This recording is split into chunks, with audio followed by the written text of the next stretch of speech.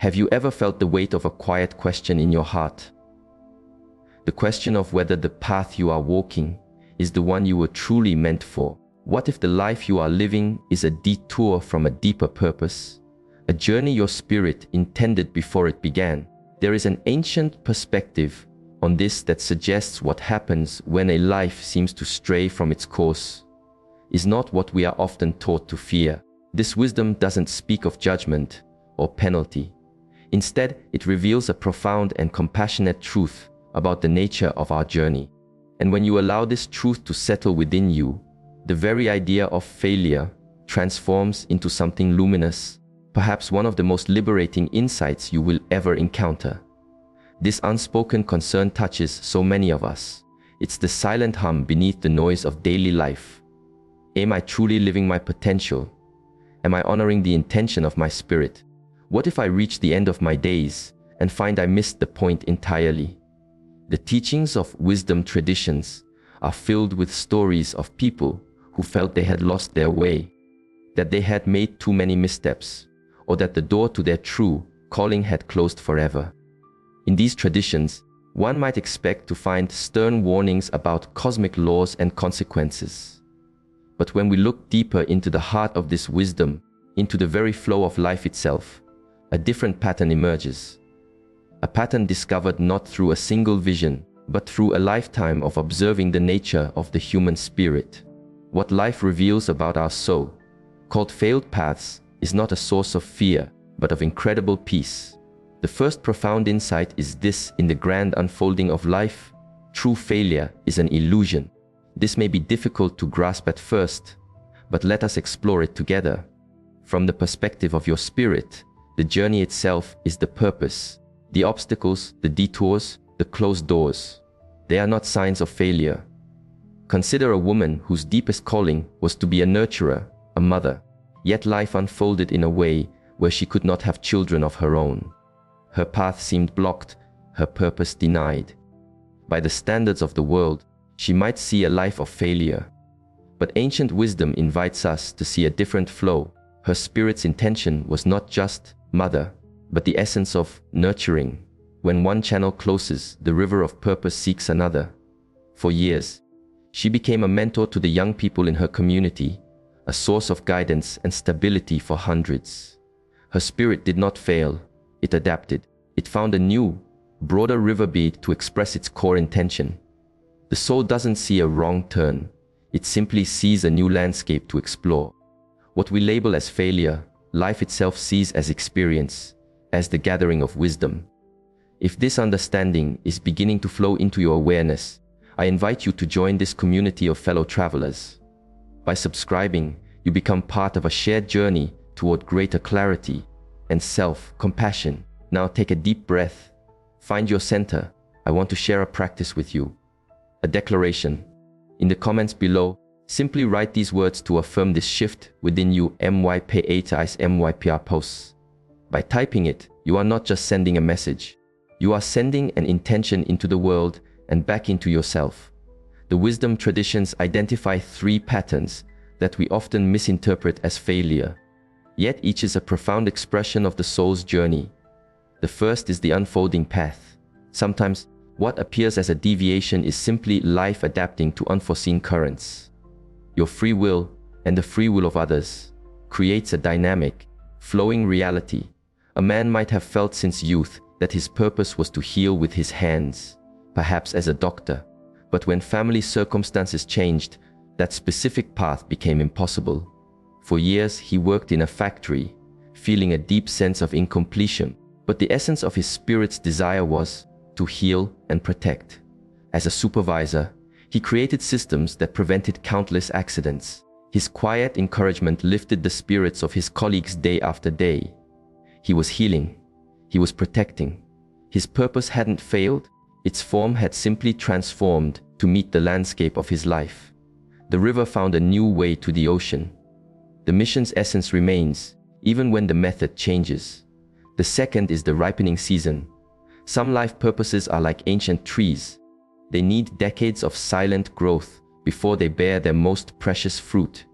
A woman might reach her later years feeling her life was unlived, She always held the dream of sharing her wisdom through writing, but the demands of family and work always took precedence. Now, she felt it was too late, but consider this: a fruit picked too early is bitter. In her youth, she had fire, but lacked deep insight. In middle age, she had experience, but not the vast perspective that only time can bring.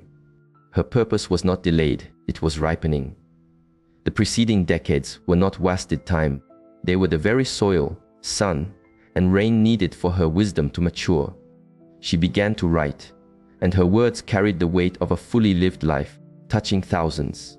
Her perceived failure was, in truth, perfect timing. How many of us judge the sapling for not being a mighty oak? The third pattern is the most profound, the deepening lesson. From a space of deep awareness, we can see that some spirits choose a life not for its outward achievements, but for the inner growth that comes from struggle itself. Imagine a gifted young soul who finds that every venture falters, every effort crumbles. By worldly measures, this is a life of defeat. Yet, the law of nature reveals a deeper balance. Perhaps in previous cycles of experience, success came too easily, leaving no room for true empathy to grow. This lifetime's purpose, then, may not be to build an empire, but to understand the heart of one who struggles, to learn compassion from the inside out. Each stumble is not a detour from the mission. The stumble is the mission. This life of falling is preparing the spirit for a future cycle of lifting others, because it will finally understand the terrain of despair and hope. So what unfolds when a life truly ends and the intended work appears undone? The wisdom traditions speak of a moment of pure, loving clarity. In this state, there is no judgment, no sense of punishment. There is only a compassionate recognition of the journey. The soul itself sees with perfect clarity how every apparent loss was a lesson in disguise. That difficult relationship which ended in pain, it was a masterclass in self-worth. That business which collapsed, it taught that true security comes not from the world, but from within. Those challenges that felt like defeats were actually the soul's greatest victories in growth. And the beauty of this unfolding doesn't end there. For a purpose that remains unexpressed, the universe in its compassion offers a continuation. This redefines our understanding of life's flow. 1. The seed returns. The life energy can choose to return quickly, sometimes to the same lineage, to carry the mission forward. The grandchild who uncannily embodies the spirit of a grandparent may be carrying that same spiritual seed, ready to sprout in new soil. 2. The unseen stream. The spirit can contribute from a place beyond our sight, guiding and inspiring those on earth who are on similar paths. That sudden flash of insight, that timely help that appears from nowhere. It can be a gentle current from a soul continuing its work through others. 3. The torch is passed. A life's purpose can be transferred, like a flame, to another who is in a position to carry it. The dream a father could not build becomes the passionate calling of his child. The mission isn't lost, it finds a new custodian. The work is completed because, in the great web of life, we are all connected. Now consider the hidden truth of our life's journey. Life rarely gives us a single, narrow path. Instead, it offers a tapestry of purpose, woven with many different threads. Your main purpose might be to cultivate deep compassion, but you also have secondary threads to create beauty, to foster understanding, to speak truth. If the main thread appears to break, weaving the secondary threads with integrity is still a magnificent success. You might believe your purpose was one specific outcome, but you may have been fulfilling 3 other profound purposes without even realizing it.